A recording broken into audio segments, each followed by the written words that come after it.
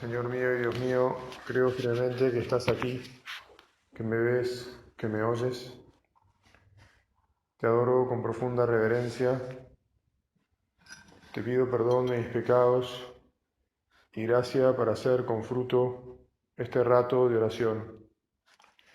Madre mía Inmaculada, San José, mi Padre y Señor, Ángel de mi guarda, intercedan por mí. Todo retiro trimestral tiene que ser para nosotros una ocasión de gozo, de alegría, porque es una reunión de familia, podríamos decir como todas, pero si se quiere, esta es un poco más íntima, y por eso vamos a empezar pidiéndole a Jesús que así sea, que nos encontremos con Él como esta familia unida que queremos ser y que nos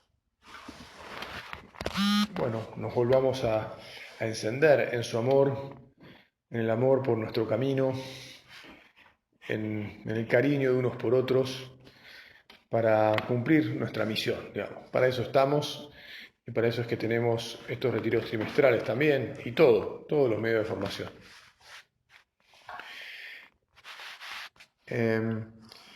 Estamos, como sabemos, me parece, viviendo en la obra un proceso de cambio. Estamos viviendo un proceso de cambio. Yo creo que vale la pena decirlo así, con toda claridad, aunque a veces la palabra cambio a los seres humanos nos provoca cierto resquemor y uno piensa, bueno, ¿qué va a pasar? ¿Por qué es que hay que cambiar? Y un largo etcétera de miedos, entre comillas, ¿verdad? Bueno, la verdad es que tenemos necesidad de sumarnos a lo que el Padre nos dice, porque eso no cambia. El Padre siempre, o sea, el cariño por el Padre y el seguir las indicaciones del Padre no cambia. El espíritu no cambia. Es un principio claro y distinto. Y el Padre es el que nos está llevando de la mano, pausadamente, pero con firmeza, para que, para que nos acomodemos. ¿Qué es lo que está cambiando? Alguna otra vez ya lo hemos meditado. Yo tal vez sea un poco insistente en estos puntos, pero lo soy porque entiendo que nos cuesta subirnos al tren. A algunos les cuesta porque ya tienen muchos años funcionando de una manera. A otros les cuesta porque han llegado hace poco y todavía no ven nada demasiado que haya que cambiar. Otro porque en la sencillez de la vida tampoco se cuestionan muchas cosas. Y hay otros que tal vez sí piensan que hay que cambiar y tal vez quieren cambiar todo de hoy para mañana o demasiado rápido. Probablemente entre estos últimos se encuentren personajes como yo, digamos, ¿no? Pero bueno, también hay que saber mirar al Señor en el sagrario y saber decirle, bueno, Señor, así como el que defiende a la iglesia sos vos, porque la iglesia es tuya, también el que defiende y cuida a la obra sos vos, porque la obra también es tuya. Lo que sí es que todos tenemos que tratar de acomodarnos, ¿eh? Tratar de acomodarnos. Si uno entonces tuviera que contestar por qué es que hay que cambiar eh, para acomodarnos, yo me atrevería a decir lo siguiente. En todo caminar se te pierden y se te suman cosas. en cualquier camino que uno emprende, imagínense, ¿no? Lleva una carga. En general, cuando uno camina, pues lleva algo, transporta algo.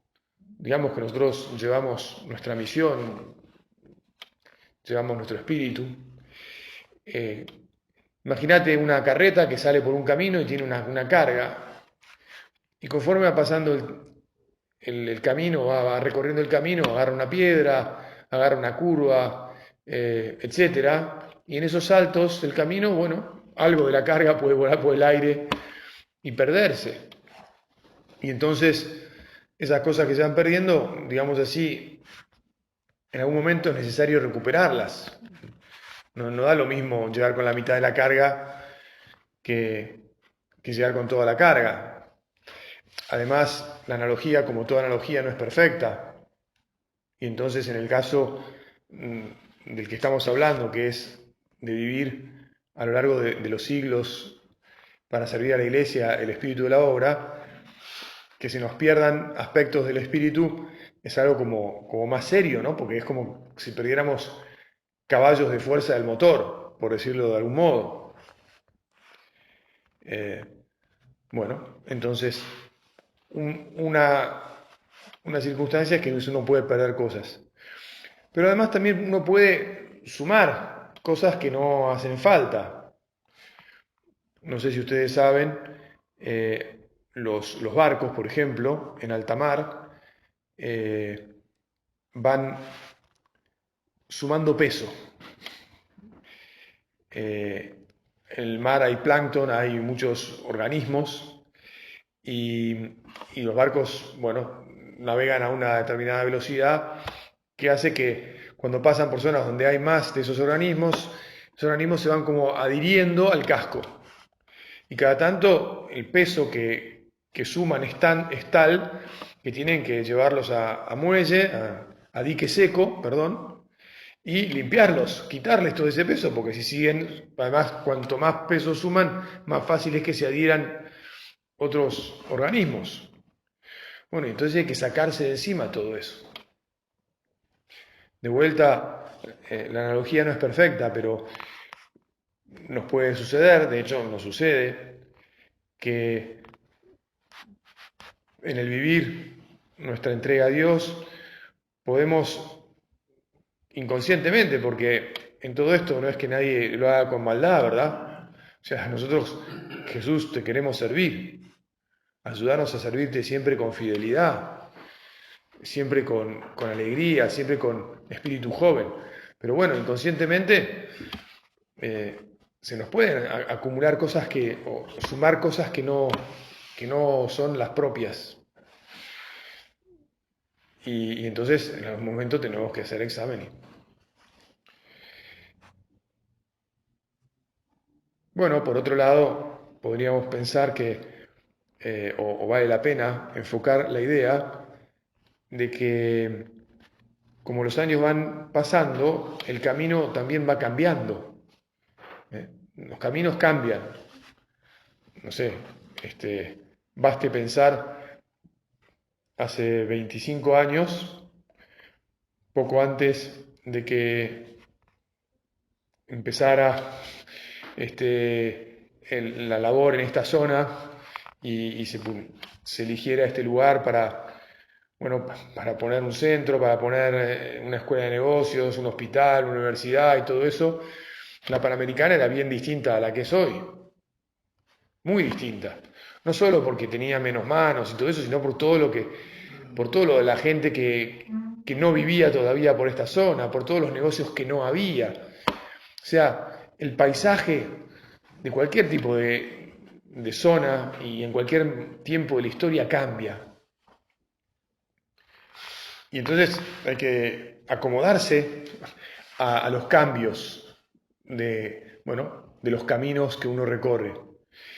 Nuestro padre nos decía que el espíritu de la obra siempre iba a estar, o sea, ayornado, que no iba a necesitar de ayornamiento, ¿no? Y eso es cierto, pero también es cierto que a veces los hombres, bueno, ¿por qué decía eso nuestro padre? hay que explicarlo todo. Disculpen que vaya lento hoy. Nuestro padre decía eso porque decía el espíritu de la obra es secular, se mueve con el tiempo. Hay unas cosas esenciales que no cambian y hay otras que por estar nosotros inmersos en la vida cotidiana y santificarnos allí donde nacen las iniciativas de los seres humanos, en el trabajo profesional, en la vida social, en la vida familiar, pues naturalmente sabremos acomodar el modo de vivir el espíritu a esos cambios. Bueno, esto es así, es verdad. Es verdad hasta que nos encontramos con que los hombres somos reticentes al cambio y somos un poco más lentos a veces. Y nos, como decía al principio de la meditación, nos aferramos a ciertas cosas. Y entonces la cultura que uno va generando, incluso en tiempos, porque podemos estar hablando ahora, no sé, imaginemos, de los últimos 50 años, la hora está a punto de cumplir 100. Bueno, a punto. Ya sabés que en el mensaje que escribió el Padre el 20 de junio ha convocado a la preparación para el centenario de la obra dentro de 7 años. Nos ha dicho que ha formado un comité para que veamos entre todos cómo vamos a celebrar, para que mandemos nuestras propuestas y para que reflexionemos, es decir, todos tenemos que mandar, o tenemos la posibilidad por lo menos de mandar nuestras reflexiones sobre nuestra historia, sobre nuestra identidad y sobre nuestra misión. Te das cuenta que todo lo que dije antes encaja con esto, no es un invento mío. Ahora, si no nos concientizamos, ¿yo por qué lo predico? Bueno, yo lo predico porque me toca predicarlo, digamos, me toca hacer de altavoz a lo que dice el Padre, y a todos nos toca, a cada uno de ustedes les toca, cada vez que a cada uno le toca dar un círculo o escuchar la confidencia de un hermano suyo, cada vez que nos reunimos y charlamos entre nosotros, todos tenemos que sintonizar cada vez más fino con lo que el Padre nos va sugiriendo. Nos va, me gusta más la palabra, inspirando, ¿verdad? Y entonces así poder ser efectivamente ágiles, jóvenes. El Padre habla de rejuvenecer la obra. No es que 100 años para una institución sean tantos, pero para los que ya llevamos una cantidad de años, y como les decía antes, hacemos las cosas de alguna manera, bueno, pues necesitamos unos cachetacitos, ¿viste? Así, a despertar y a sacarse de encima la modorra o las maneras bueno, que tal vez son un poco lentas, que no son el ritmo que Jesús está esperando de nosotros.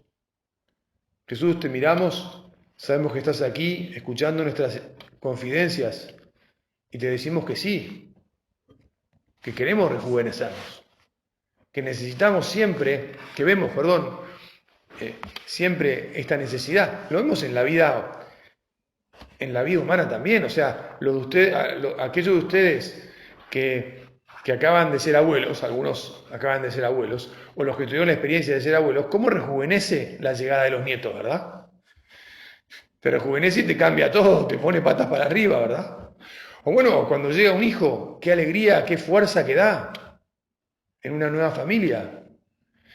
Y eso es lo que el Padre nos está como animando a hacer.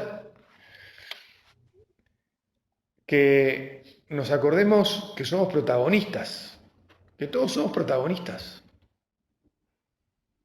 que no le podemos quitar el cuerpo a la responsabilidad que el Señor depositó en nuestro corazón, en nuestras manos y en nuestra cabeza. Y que entonces, siendo muy responsables, pero no con una responsabilidad que nos pese y nos aplaste, sino con una responsabilidad que nos entusiasme y nos dé ganas de ir por más, porque confiamos en vos, Señor. No porque confiemos en nuestras fuerzas, no porque confiemos en nuestra inteligencia o en nuestra capacidad, no sé, de arrastrar no sé qué gente o cosas. No, confiamos en que vos estás con nosotros. Confiamos en que nos ayudás a conocernos cada vez mejor a nosotros mismos, individualmente y socialmente, y en el grupo que formamos. Que así sabemos cuáles son nuestras fortalezas y nuestras debilidades.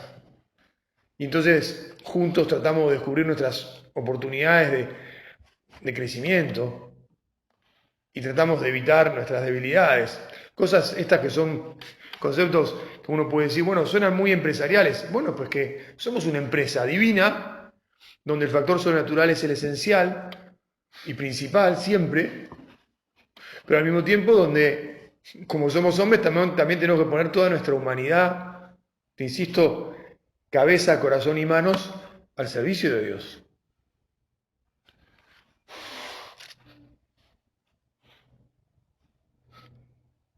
Tal vez una cosa que sin darnos mucha cuenta nos quedó en el camino fue la responsabilidad. Padre, es fuerte lo que nos dice. Bueno, en primer lugar me lo digo siempre a mí. Todo lo que predico lo pienso siempre en primera persona.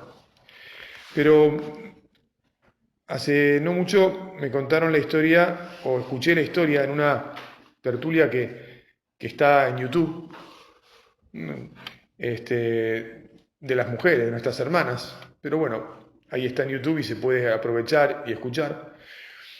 La secretaria central del Opus Dei tuvo una tertulia con la nueva región de América Central, y que ahora se llama, no sé cómo, Centroamérica, no sé.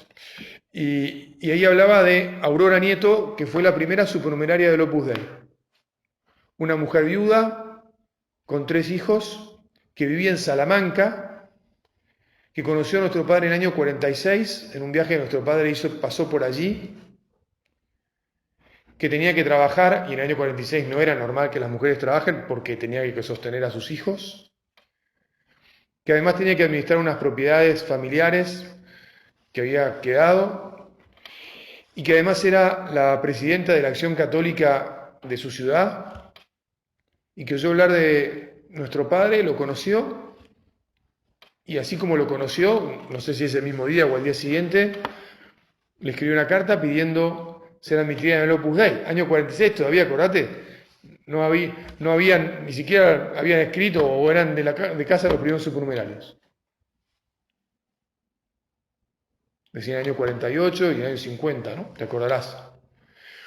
Y esta mujer, bueno, vale la pena escuchar esta tertulia que te digo, no voy ahora a resumir todo, pero tenía una preocupación desde el comienzo maravillosa, evidentemente sobrenatural, por estar muy unida a toda la obra, que además toda la obra en aquel entonces de mujeres había solo un centro, donde vivirían, no sé, si 5 o 6.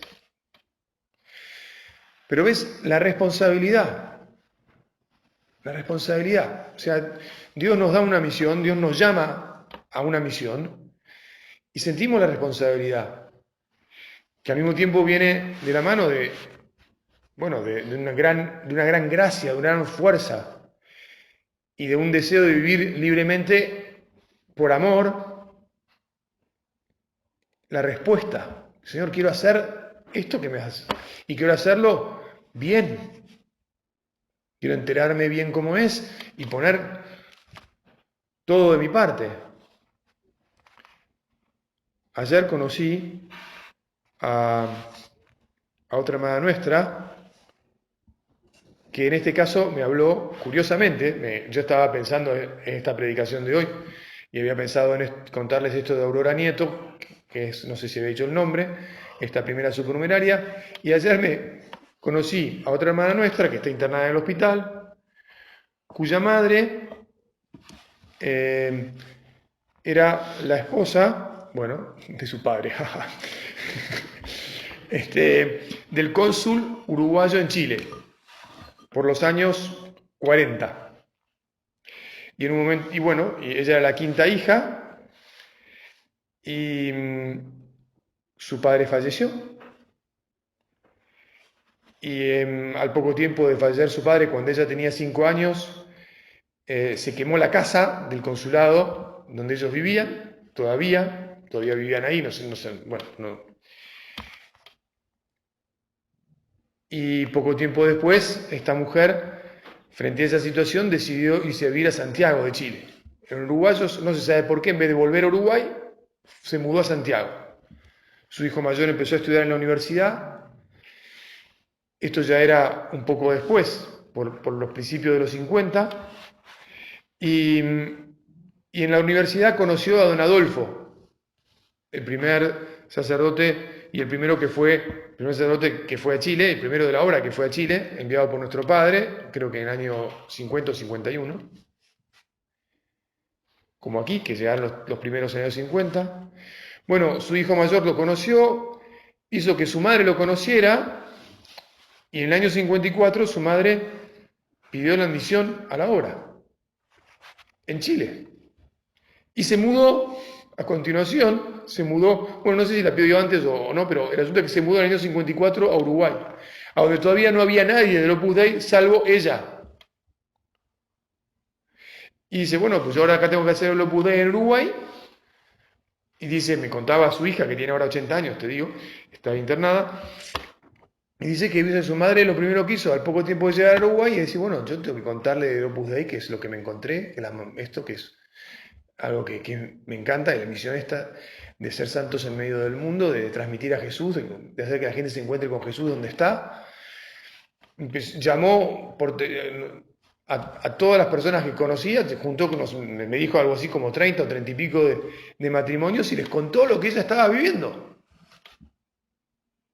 Esa mudanza de Chile a Uruguay, volviendo a su país, de esta mujer, forzó a que el vicario de aquí en Argentina, que yo ya ahora me perdía un poquito, pero supongo yo que era don Ignacio Echeverría, o algún otro de los curas que estaba por acá, tuvo que viajar a Montevideo bastante seguido para atenderla un poco y para seguir formándola, hasta que don Gonzalo Bueno y ahora estoy mal con estrés y me viene que escapar el otro nombre, llegaron los dos primeros que fueron a Uruguay en el año 56. Bueno, no voy a contar más datos y estas cosas porque además mucho más no tengo, pero esa es la fuerza que el Señor pone en nuestro corazón, que nos dice, ánimo, cada uno ahí donde está, cada uno sin ningún tipo de lastre pegado al casco, cada uno livianito y con amor, a hablar de Dios y a vivir en medio del mundo con amor, haciendo bien el trabajo, con deseos de servir a la gente y que se refleje Jesús en nuestras vidas. Que no hace falta más que eso. No hay que depender, ni dependemos, de hecho, de ninguna estructura pesada, digamos así, de ningún tipo que nos retenga. Señor, ayúdanos a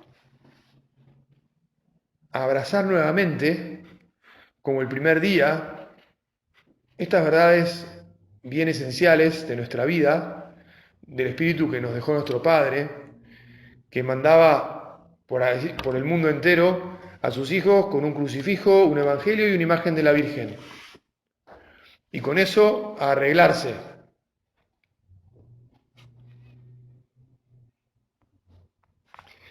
Y además, con mucho amor por la obra, pero me voy a atrever a decir una cosa que se nos puede haber pegado en algún momento. No encontraba bien una palabra para describirlo, y la voy a decir así, sin ser absolutistas. Y te voy a explicar qué quiero decir con esto de sin ser absolutistas. Nuestro camino es la obra, pero en la iglesia existen montones de familias sobrenaturales.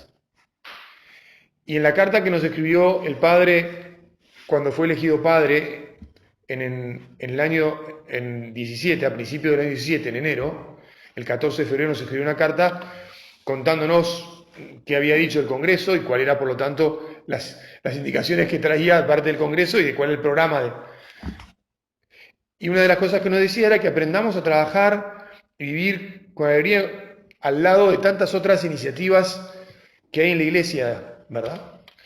Y con esto te digo, bueno, tenemos que amar mucho la obra, tenemos que difundirla mucho, quererla mucho, hablar mucho de la obra, ser Opus Dei y hacerlo, pero sabiendo que existen otras cosas maravillosas y que cada uno tiene su camino y que además podemos ayudarnos mutuamente.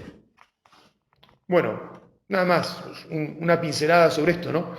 Pero para que no, para que a veces nos demos cuenta que puede haber sido en algún momento que uno haya pensado, no sé, digo, por ahí me equivoco, como que si todo el universo fuera, tal vez los más mayores, bueno, yo ya estoy entre esos, no se haga tan el viejo, me van a decir algunos de ustedes que tienen más años que yo, pero no me hago tan el viejo, pero bueno, también a mí me puede haber pasado, mira, como si todo en el horizonte fuera la obra, y la obra está muy bueno, es una parte grande, es nuestro horizonte, ¿sí? No solo una parte grande, es nuestro horizonte, es nuestra misión, pero hay otros.